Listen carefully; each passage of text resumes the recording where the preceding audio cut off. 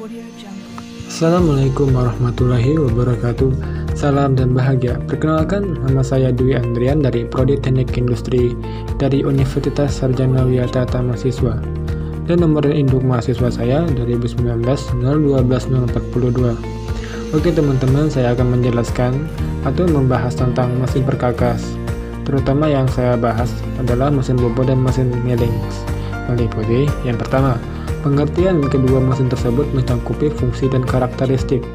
Yang kedua adalah menjelaskan tentang bagian-bagian mesin tersebut dan fungsi mesin tersebut. Dan yang ketiga, yang terakhir adalah menjelaskan proses pengerjaan produk mesin. Oke, yang pertama yang saya bahas adalah mesin bobot. Check it out. Mesin bobot adalah suatu mesin perkakas yang digunakan untuk memotong benda yang diputar. Bobot sendiri merupakan suatu proses pemakanan benda. Kerja yang sayatan dilakukan dengan cara memutar benda kerja, kemudian dikenakan pada pahat yang digerakkan secara translasi sejajar dengan sumbu putar dari benda kerja. Gerakan putar dari benda kerja disebut gerak potong relatif, dan gerakan translasi dari pahat disebut gerak umpan. Dengan mengatur perbandingan kecepatan rotasi benda kerja dan kecepatan translasi pahat, maka akan diperoleh berbagai macam ulir. Dengan ukuran kisar yang berbeda, hal ini dapat dilakukan dengan jalan menukar roda gigi translasi yang menghubungkan poros spindle dan dengan poros ulir.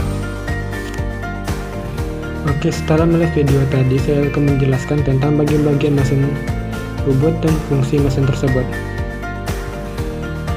Mesin bobot terdiri dari kepala tetap dan meja. Adapun penjelasannya sebagai berikut.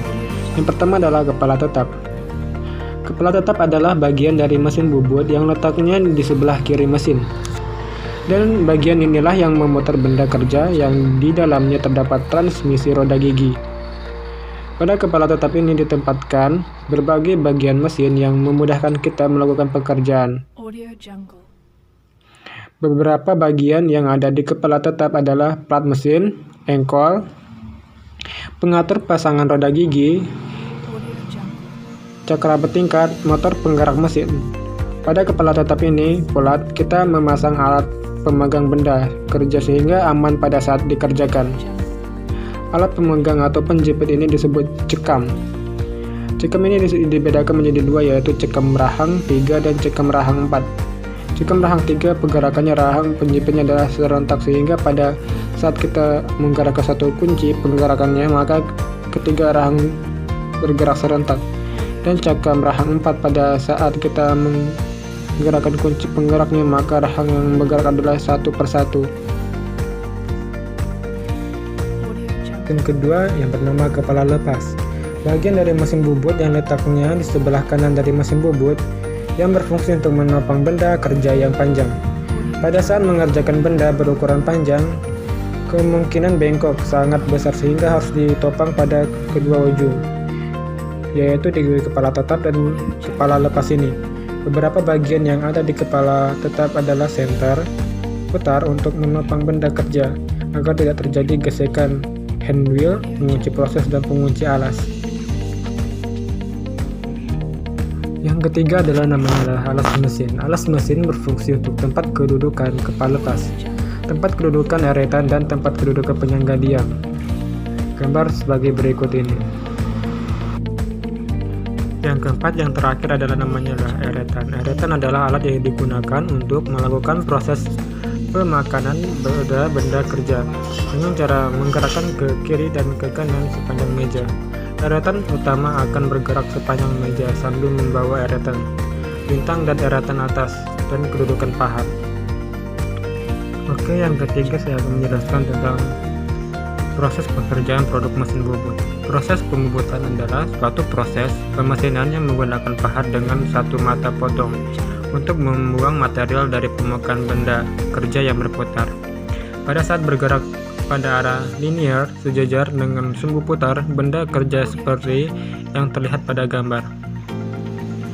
Dengan mekanisme kerja seperti ini, maka proses bobot memiliki kekhususan untuk membuat benda kerja yang membentuk silinder. Benda kerja dicekkan dengan poros spindle dengan bantuan chuck. yang memiliki rahang pada salah satu ujungnya. Poros spindle akan memutar benda kerja melalui piringan pembawa sehingga memutar roda gigi pada proses spindle. Melalui roda gigi penghubung, putaran akan disampaikan ke roda gigi poros bulir. Oleh kelembar bulir, putaran poros bulir tersebut diubah menjadi gerak translasi pada eretan dan membawa pahat. Akibatnya, pada benda kerja akan terjadi sayatan yang berbentuk bulir. Saya akan menjelaskan tentang mesin Frais atau mesin milling. Merupakan mesin perkakas yang digunakan untuk membentuk benda kerja dengan cara penyayatan. Bahan dengan menggunakan alat potong. Penyayatan benda kerja pada mesin Frais dilakukan oleh pisau Frais atau milling cutter. Berbeda dengan kebanyakan alat potong yang digunakan mesin perkakas pada umumnya, misalnya mesin bobot atau mesin scrap yang hanya memiliki sisi potong tunggal, maka pisau Frais memiliki banyak sisi pemotong. Ada beberapa jenis mesin Frais, diantaranya yaitu mesin Frais mendatar, dan mesin Frais tegak, dan mesin Frais universal. Contoh gambarnya sebagai berikut. Oke, di sini saya akan menjelaskan bagian-bagian utama mesin Frais dengan fungsinya. Yang pertama bernama kolom. Kolom atau badan mesin merupakan penopang atau tempat kedudukan bagi bagian mesin seperti lengan, spindle, lutut, tuas-tuas, dan merupakan rumah dari roda gigi transmisi, motor penggerak beserta puli-pulinya. Spindle merupakan proses utama mesin yang berfungsi untuk memutarkan arbor beserta pisau Frais. Yang ketiga adalah arbor. Arbor merupakan tempat kedudukan pisau Frais. Arbor dipasang pada spindle mesin sehingga bila spindle berputar maka arbor akan ikut berputar pula. Pada mesin Frais mendatar, arbor memiliki bentuk batang bulat yang sepanjang badannya terdapat alat pasang. Arbor jenis ini dilengkapi dengan beberapa cincin atau spacor yang berfungsi untuk menjepit pisau atau cutting tool sehingga pisau Frais tidak bergeser dari kedudukannya. Di dalam pemakaiannya, arbor ini ditopang oleh penopang arbor yang dapat bernama lengan atau overarm. Lengan pada mesin Frais mendatar memiliki fungsi sebagai penyokong arbor. Lengan ini ditempatkan pada bagian atas dari kolom atau badan mesin. Bagian bawah lengan ini memiliki alur berbentuk ekor burung atau double T. Sesuai dengan bentuk alur ekor burung pada kolom mesin dan penopang arbor atau arbor bucket. Arbor yang didukung dengan lengan penopang arbor. Dengan demikian, lengan mesin Frais ini dapat digeserkan kedudukannya pada kolom mesin dengan cara mengendorkan bat-bat pengikatnya. Yang kelima, meja atau table. Meja mesin Frais merupakan tempat di mana benda kerja akan di-Frais. Penempatan benda kerja pada meja dilakukan dengan menggunakan peralatan penjepit atau pemegang benda kerja seperti ragum, kalem, kepala pembagi, dan kepala lepas. Dilihat dari konstruksinya, meja mesin Frais mempunyai bentuk persegi panjang dengan alur T. Pada bagian permukaannya, alur T ini merupakan tempat kedudukan baut-baut yang digunakan untuk mengikat ragum, kalem, kepala pembagi, atau kepala lepas. Meja dapat digerakkan secara memanjang dengan cara memutarkan roda tangan yang terdapat pada ujung-ujung meja mesin. Dapat digerakkan secara melintang dengan cara memutarkan roda tangan atau engkol yang terdapat pada lutut. Selain dapat digerakkan secara mendatar dalam arah memanjang ataupun melintang, meja ini dapat juga digerakkan secara vertikal naik atau turun dengan memutarkan engkol yang biasanya juga terdapat pada lutut untuk menggerakkan meja. Mesin Frais ini dapat dilakukan secara manual ataupun secara otomatis. Pada mesin Frais universal, mejanya dapat diputar dengan sudut tertentu sehingga dapat dipakai untuk meng-Frais roda gigi miring atau roda gigi helix. Yang keenam adalah sadel. Sadel adalah dudukan meja yang merupakan tempat meja bertumpu. Pada bagian bawah dari sadel terdapat alur berbentuk ekor burung yang dipasangkan secara pas dengan alur ekor burung pada bagian atas lutut. Dengan demikian, sadel dapat digerakkan dalam arah melintang secara halus. Pada dasarnya, menggerakkan sadel ini berarti juga menggerakkan meja dalam arah melintang, karena bagian bawah meja ditumpu oleh shaft, sehingga kalau sadel digerakkan maka meja juga akan ikut bergerak.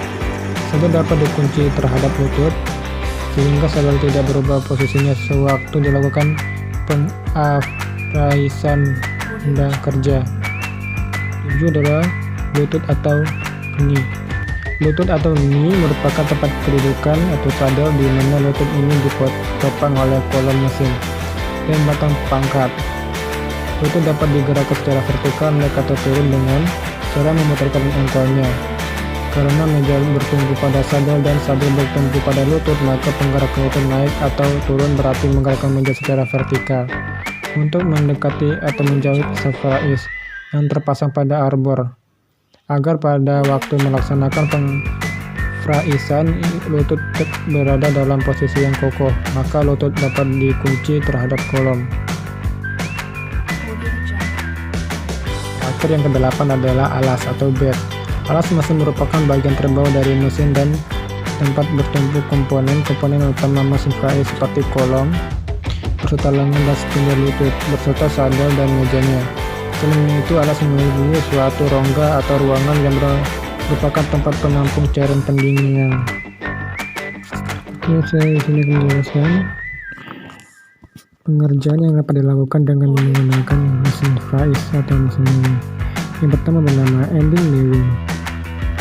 Pada proses pengerjaan ending milling membuat pemotongan pada tepi atau slot yang ditentukan oleh jarak atau step over sepanjang benda kerja untuk melakukan pengerjaan yang ditentukan seperti profil, slot, saku, atau bahkan kontur merupakan yang kompleks. Yang kedua bernama chamfer milling.